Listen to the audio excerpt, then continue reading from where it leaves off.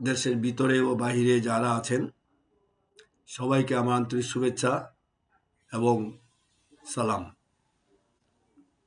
আপনাদের সামনে আমি আবার আমার কাছে খুব ইম্পর্টেন্ট মনে হয়েছে এই কটা কথা বলার জন্য। সেটা হলো, অনেকে টকশোতে দেখি, টকশোতে বলে যে রাজনীতিতে কোনো শেষ কথা নেই। অবজেকশন আমার পক্ষ থেকে। শেষ কথা নেই বলে কি? আপনি এখন বলবেন এক কথা, আবার কিছুক্ষণ পরে বলবেন আরেক কথা, আবার কালকে বলবেন আরেক কথা। তাহলে কি মিথ্যা কথা হলো না? আপনি কেন মিথ্যা কথা বলবেন? কেন মিথ্যা কথা বলে রাজনীতি করবেন? যা বলবেন তাই করবেন। আপনি এখন বললেন যে আমি ওর সাথে জোট করলাম, কালকে বললেন আমি ওর সাথে জোট করলাম, কারণ কথা বললেই বলেন রাজনীতির মধ্যে কোনো শেষ কথা নাই। This is not right. এমন রাজনীতিকে আমরা পছন্দ করি না, যাদের জবান ঠিক না, যারা মিথ্যা কথা বলে সে দেশের সেবা করবে, সেই রাজনীতিকে আমরা বিশ্বাস করি না। ব্যক্তিগতভাবে আমি বিশ্বাস করি না। যাহা বলিব তাহা করিব, এটা হলো আমার থিওরি। আর এই বিজ্ঞ লোকেরা বলে যে রাজনীতির মধ্যে কোনো শেষ কথা নাই। What kinds of word this say, I don't know. আমার বোধগম্য নয় যে মিথ্যা কথা বলে কেন আমি রাজনীতি করব।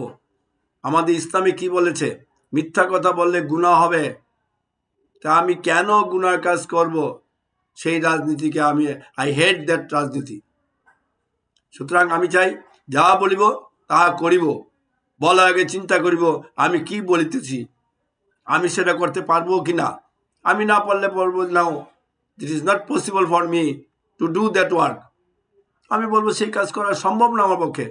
যেটা সম্ভব সেটাই বলবো।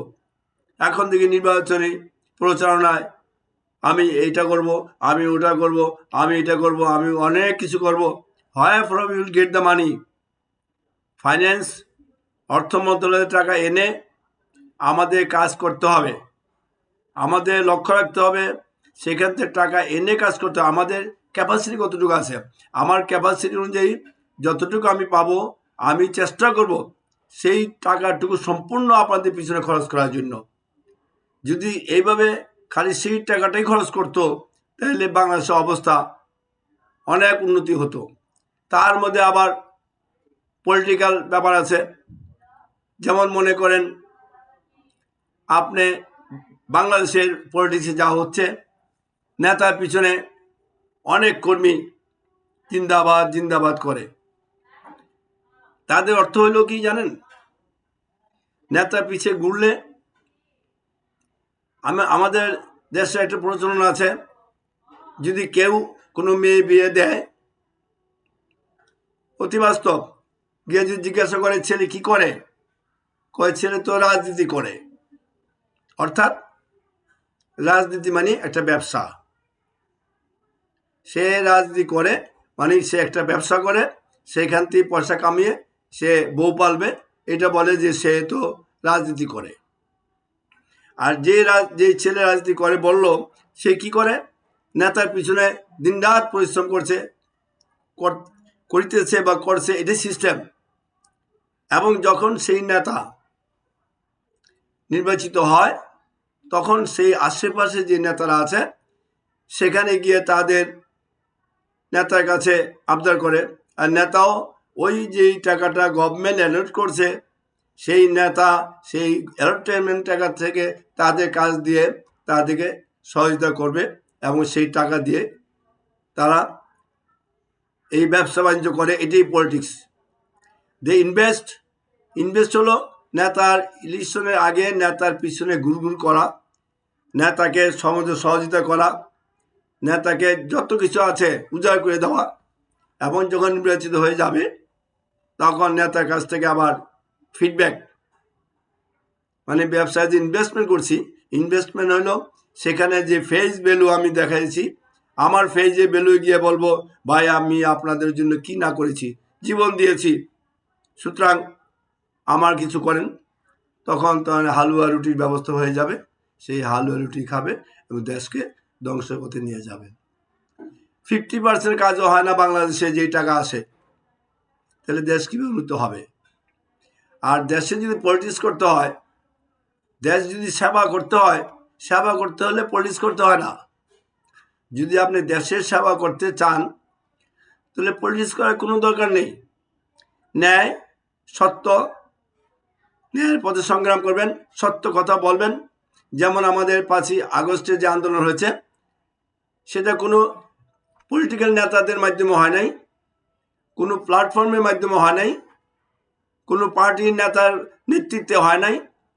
সমস্ত ছাত্ররা, মেধা ছাত্র অমেধা সবাই আন্দোলনের মাধ্যমে, এবং যারা ট্যালেন্ট ছিল তারাই অগ্রণী ভূমিকা পালন করেছে। সেই ট্যালেন্ট নেতারা যারা প্ল্যাটফর্মে সামনে ডিবি অফিসে গিয়ে মার খেয়েছে, বুক উঁচু করে তারা জীবন দিয়েছে, 1400 ছেলে পেলে আত্মত্যাগ করেছে, তার বিনিময়ে তারা এখন একটা দল করেছে। দলটা পরে করেছে, আগে কিন্তু তার কোনো নেতা ছিল না, এখন তারা নেতা হয়ে গেছে। এবং কেমন নেতা আপনি দেখেন না, নাহিদ হাসান আবদুল্লাহ কেমন নেতা, বাই ব্রেন, বাই তাদের মেধা নেতা হয়েছে। তারা কোন নেতার পিছনে জিন্দাবাদ জিন্দাবাদ এমন করে তারা পলিটিক্স করে নাই। আপনি যদি মেধা থাকে, আপনার যদি ব্রেন থাকে, আপনি যদি ন্যায় পথে চলেন, সত্য কথা বলেন, সত্যর জন্য ফাইট করেন, তাহলে একদিন না একদিন জনগণ মনে করবে। যেমন হাদির কথা, হাদির এই মাত্র কতদিন হলো, হাদি তো দেখেছেন সে কোন নেতা ছিল কেউ জানেন? তার বয়স, তার কথাবার্তা, তার যে আলো, যে বক্তৃতার মাধ্যমে যে জনগণকে উদ্বুদ্ধ করেছে, চিরজীবন বাংলার জনগণ মনে থাকবে, যদি বাংলার জনগণ মানুষ হয়। কারণ সেখানে আমার প্রশ্ন আছে, বাংলার জনগণ যদি মানুষ হয় তার কথা বলবে না, কিন্তু আমরা বাঙালি জাতি ভুলে যাই, একদিনও যায় না, দুদিনও যায় না, ভুলে যাই। কারণ এই 1400-1500 ছেলেরা যে আত্মত্যাগ করে দেশটাকে 5ই আগস্টে যে আমাদেরকে একটা নতুন প্ল্যাটফর্ম দিয়েছে, এবং সেই প্ল্যাটফর্মের অর্থ হলো দেশকে সংস্কার করা, নতুন বাংলাদেশ গঠন করা, মুক্তভাবে কথা বলা, স্বাধীন ন্যায্য দাবি আদায় করার যে প্ল্যাটফর্ম দিয়েছে। আর এখনই আমরা সেই প্ল্যাটফর্মের বৈধতা দেওয়ার জন্য সরকার হা না ভোট দিয়েছে। এখন যারা না ভোট বলে, তারা কি এই 1400 লোকের আন্দোলন স্বৈরাচারী সরকারের ত্যাগ যে বাধ্য করেছি ত্যাগ করার জন্য, তারা এখনো স্বৈরাচারীর পক্ষে কথা বলে, না বলে কথা বলে? লজ্জা লাগে, লজ্জা লাগে যে এখনো বলে না ভোটে ভোট দিবেন। কত বড় নিমক হারাম! আপনারা যারা এখানে আছেন, যদি বাংলার জনগণকে ভালোবাসেন, বাংলাকে ভালোবাসেন, বাংলাদেশকে ভালোবাসেন, তাহলে হায়ের পক্ষে ভোট দিবেন, হায়ের পক্ষে ভোট দিবেন, বিশ্ব বেইমানি করবেন না, হায়ের পক্ষে ভোট দিবেন। এবং সুন্দর বাংলাদেশ গঠন করার জন্য আপনারা এগিয়ে আসুন, সবাইকে ওয়েলকাম। ন্যায় সত্য যা বাস্তব তা উপলব্ধি করুন, তাহলে সোনার বাংলা গড়ে উঠবে। এই জন্য আমি আপনার রিকোয়েস্ট করছি, এখনো সময় আছে ভাই, হা ভোটে ভোট দিন এবং ন্যায্য কথা বলুন, ন্যায্য পথে চলুন। ওকে, খোদা হাফেজ।